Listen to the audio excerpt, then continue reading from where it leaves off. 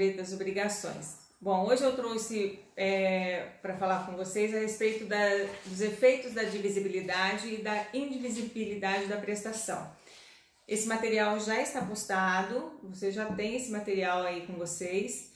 O que nós vamos fazer é um acréscimo de informações, tá? E relembrar algumas coisas também. Bom, o que eu trouxe para vocês hoje? Relembrando um pouquinho, nós temos que entender que a obrigação divisível é aquela obrigação que ela pode ser dividida em tantas quantas obrigações iguais e distintas quantos os credores ou seus devedores, que está mencionado no seu artigo 257, né? Nesse caso, o que eu tenho que lembrar? Que cada devedor só deve a sua cota parte, perfeito? No que tange as questões, as obrigações indivisíveis, a gente pode distinguir também o que? Vários devedores e vários credores.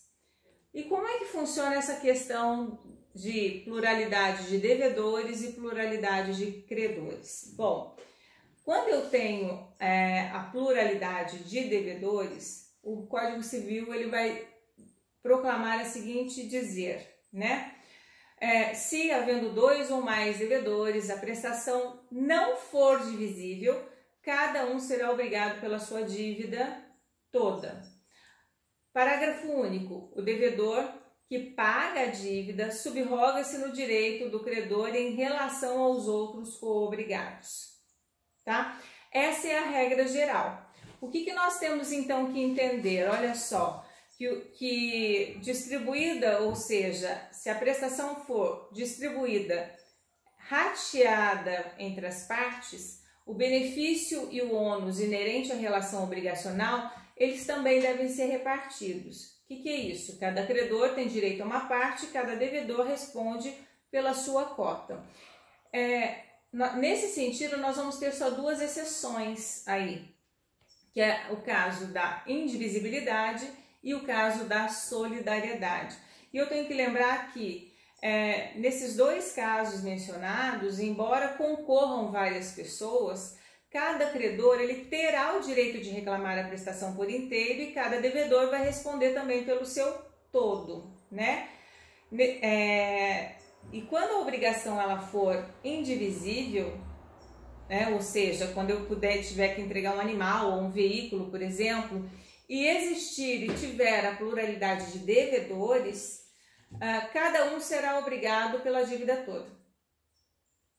Isso por quê? Porque não tem como eu dividir esse objeto. Não tem como eu dividir um cavalo, não tem como eu dividir um carro, né? Porque eu acabo perecendo ou perdendo, dando fim à substância desse elemento ou dessa coisa.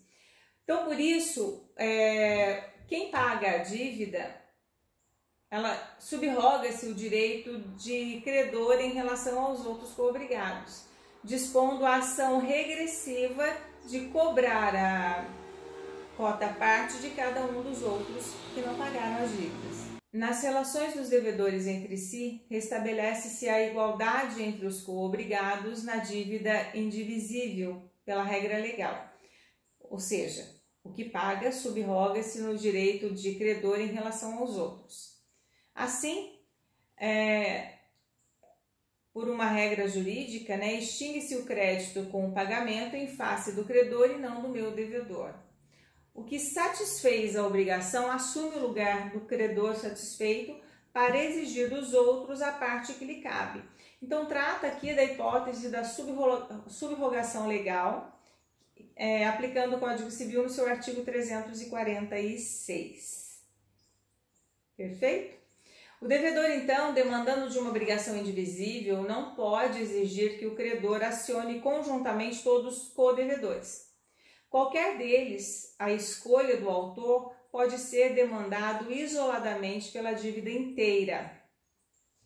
Então, o que nós temos que lembrar? Ressalta-se aqui que apenas ao devedor que solve sozinho a dívida, né, a subrogação dos direitos creditórios a fim de reaver dos consortes as cotas respectivas. Então, esse devedor subrogado nos direitos do credor não pode pretender, via de regresso, nada além da soma que tiver desembolsado para desobrigar os outros devedores, deduzida a cota que lhe compete. Então, em caso do pagamento apenas parcial da dívida por um devedor, mediante um acordo com o credor, não se pode negar o direito aos solvens de voltar-se contra os demais cobrigados pela quantia que pagou, se superior à sua cota, tá? Então, isso vai acontecer na pluralidade de devedores. Na pluralidade de credores, o que eu tenho que lembrar? De acordo com o artigo 260, se a pluralidade for de credores, poderá cada um destes exigir a dívida inteira, mas o devedor ou os devedores se obrigarão pagando, primeiro, a todos conjuntamente, segundo, a um, dando caução de ratificação dos outros credores.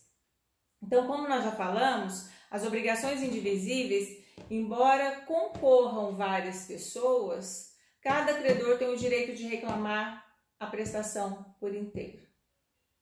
Então, o que a gente tem que lembrar? Que nas obrigações divisíveis e nas obrigações indivisíveis, cada devedor ele deve a sua cota. Nessas últimas, ou seja, nas obrigações indivisíveis, pode ser compelido a cumpri-la por um inteiro somente porque o objeto da prestação é indivisível, sob pena de alteração da sua substância. Então, quando o objeto não puder ser dividido, eu vou ter que cumprir essa divisão, essa obrigação por inteiro, ok? Então, que é o caso do cavalo e a questão do carro que eu citei de exemplo para vocês naquela hora, tá? O pagamento, então, ele deve ser oferecido a todos conjuntamente, certo, gente? O que mais que a gente pode lembrar? Tá. Outra coisa que eu gostaria de falar com vocês é a respeito do recebimento da prestação por inteiro por um só dos credores, De acordo com o artigo 261, que fala o seguinte, olha só, se um só dos credores receber a prestação por inteiro, a cada um dos outros assistirá ao direito de exigir dele em dinheiro a parte que lhe caiba no total. Então, olha só, efetuando o pagamento a um só credor, torna-se evidente que recebeu este não só a parte da dívida, como a dos demais credores. Então, se eu recebi a dívida de todos os credores, se eu não repassar em dinheiro ou em espécie o valor a mais, que eu recebi a mais, o que acontece? Eu vou experimentar o inadmissível, que é o que? O enriquecimento sem causa. Dessa forma, então, quer dizer que se eu recebi a prestação por inteiro, seja um quadro ou seja uma caução, uma servidão, dando caução de ratificação dos outros credores, deve a estes em dinheiro correspondente a cota de cada um. Perfeito?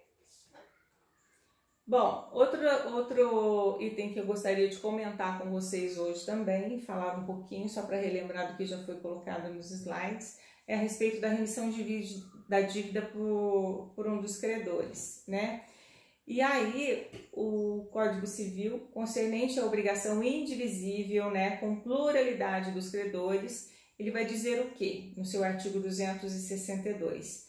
Se um dos credores remitir a dívida, a obrigação não ficará extinta para com os outros, mas estes só poderão exigir descontada a cota do credor remitente. No seu parágrafo único, coloca ainda: o mesmo critério se observará no caso da transação, da novação, da compensação e da confusão. Então, olha só, o que esse artigo diz? Que se um dos credores remitir, isto é, perdoar a dívida, não ocorrerá a extinção da obrigação em relação aos demais credores.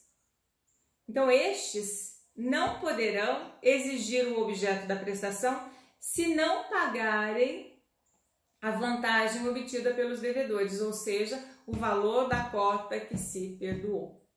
Perfeito? Quando diz respeito à questão dos casos da transação, inovação e compensação, a gente tem que lembrar o quê? Que em relação a um desses credores, né, em relação a um dos credores, que constituam modos de extinção de obrigação em geral, esses credores que eu falo são aqueles credores que realizaram transação, a inovação, a compensação ou a confusão, tá? A obrigação em geral, pelo citado parágrafo único que nós já lemos ali no começo, não operam a extinção de débito para os outros co-credores, que só poderão exigir descontar da cota deles. Bom, Adriana, mas quando acontece a questão da perda da indivisibilidade? O que acontece quando se perde a indivisibilidade? De acordo com o artigo 263 do Código Civil, perde a qualidade de indivisível a obrigação que resolver em perdas e danos. Aí no seu parágrafo primeiro, eu vou ter o quê? Se, para efeito do disposto neste artigo, houver culpa dos devedores, responderão todos em partes iguais. No seu parágrafo segundo, porém, ele coloca o quê? Se for por uma só culpa, ficarão exonerados os outros, respondendo só esse pelas perdas e danos. Perfeito, gente? Bom, o que mais que nós temos que lembrar? Então, que perde a qualidade de indivisível a obrigação que se resolver em perdas e danos em caso de perecimento com culpa do devedor. A obrigação que se resolve em perdas e danos passa a ser representada por importâncias em dinheiro, que são divisíveis. Então, no lugar do objeto desaparecido, o devedor entregará o seu equivalente em dinheiro mais perdas e danos. E essas perdas e danos, elas também têm de ser em dinheiro, tá ok? Esse objeto transformado em direito, ele agora, que não era divisível, passa a ser dividido, né? Com a conversão em perdas e danos, o que surge em regra é o dinheiro como uma forma de solver a situação de inadimplência. Então, o dinheiro ele serve para pagar, para resolver aquilo que não poderia ser pago.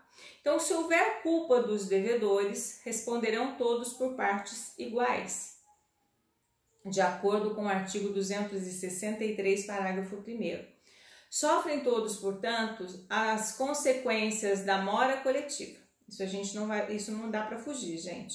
Então, como a culpa é meramente pessoal, se for um só, claro, somente ele ficará responsável pelo pagamento de perdas e danos, ficando exonerados desta responsabilidade dos demais não culpados, que responderão, no entanto, eles vão responder pelo pagamento de suas cotas, não pelas perdas e danos, ok? Quando a culpa é pessoal, se benéfico o contrato, responde por simples culpa o contratante, a quem o contrato aproveite, e por dolo aquele que não favoreça. Então, nos contratos onerosos, responde cada uma das partes por culpa, salvo as exceções previstas na lei no artigo 392.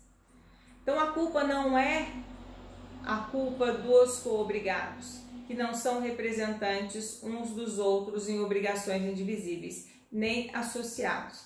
Assim, o fato de um é fato de terceiro para os outros, que vai acabar liberando essa parte.